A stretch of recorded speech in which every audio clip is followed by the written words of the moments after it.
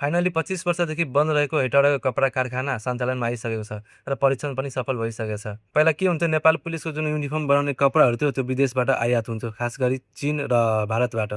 त्यसमा हाम्रो नेपाली पैसा लगभग 70-80 अर्ब बाहिर जान्थ्यो वर्षमा।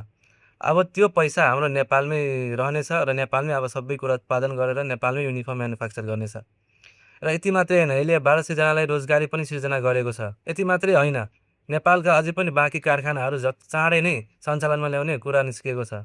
जस्तै जनकपुरको चुरोट कारखाना भइगयो, हाम्रो गोर्खा टायर भइगयो, यिनीहरू पनि अब चाँडै नै लगभग 1-2 महिनाभित्रमा नै सञ्चालनमा आउने कुरा आएको छ। सरकारले काम गरिराखेको छ यार, 3 महिना त भएछ भर्खरै, 4 महिना। यतिमै अब तपाईँ हेर्नु न, घरसम्मै मान्छेको लाइसेन्स पासपोर्ट पुगिरहेछ। तर कुनै कुनै व्यक्तिले भिडियो बनाएर हाल्छ कि होइन हामी लाइसेन्सको लागि पासपोर्टको लागि लाइनमा लागेको छौँ, अवस्था खराब छ।